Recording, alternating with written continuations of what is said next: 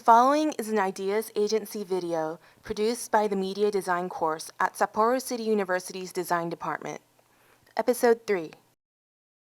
Brought to you by Digital Garage. In this day and age, it's harder to think of things you can't find on the internet. Be it movies, music, photographs, textbooks, or simply just information, the internet has definitely become a catalyst in accelerating the globalization and accessibility of various types of culture. iCommons is an organization that focuses on this free and open aspect of the internet. Every year, the iCommons community, which consists of internet entrepreneurs, intellectual property legal gurus, media creators, and digital activists, among others, hold an annual conference called the iCommons Summit.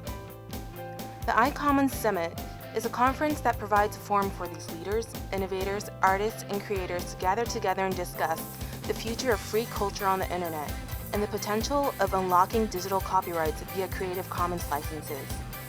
All in all, the iCommons Summit is a place where the community discusses how to drive forward innovation and creativity in the digital age. In summer 2008, for the first time in Asia, the iCommons Summit will be held in the City of Sapporo in Hokkaido, Japan. The following video is an interview with Ms. Heather Ford, Executive Director of iCommons, about the Creative Commons and open culture movement and what it means for Sapporo as an aspiring creative city to hold the iCommons Summit in 2008. My name is Heather Ford. I'm the Executive Director of iCommons. iCommons is a non-profit organization that's currently based in Johannesburg in South Africa.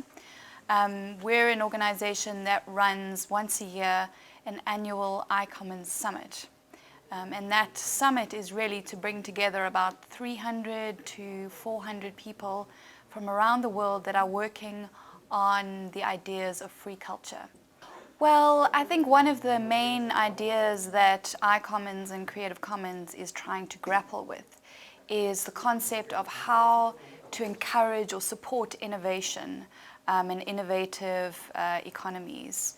And I think the central principle is that in order to build an ideas city, for example, you need to build the innovation commons. And by the innovation commons, I mean the set or the commons of information and creativity and culture that is free for other people to share. So I think people like Lawrence Lessig of Creative Commons would say that you really need a commons where people are contributing materials that is free for others to take and sample and remix and share and learn from, most importantly. So I think this summit is probably a really important part of Sapporo's conceptualization of what an ideas city is and what the future of a city like that is. So Creative Commons is an organization that specifically deals with licensing.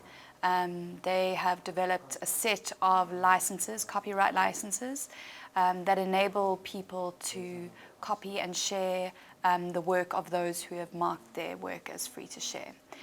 So Creative Commons is specifically working on the development of these licenses and the technology that will support license compatibility and the compatibility between shared culture.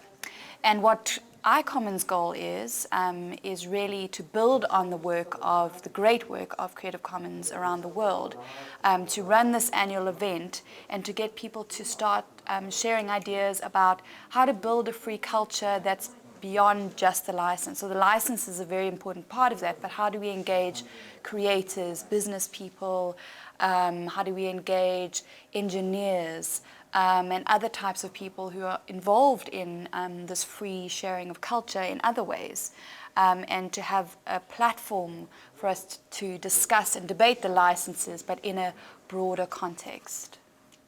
Well, my time here already has been really great. I know that Sapporo 2008 will probably be the most successful summit that we have had.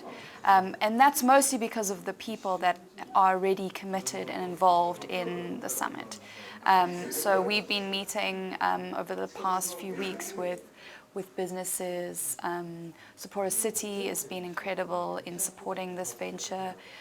Digital Garage, CC Japan, all those three organizations are going to be instrumental in partnering with us in building the summit into something that's really exciting and really sustainable, and that takes Sapporo beyond just the summit next year, to actually start implementing some of these ideas, and for Sapporo eventually to become something like a sharing city, and that will be a model for other cities to follow. So if we can be successful in developing that model, getting as many people from Japan and Sapporo involved in working out what sharing culture means to them, then I think it'll be a very successful event.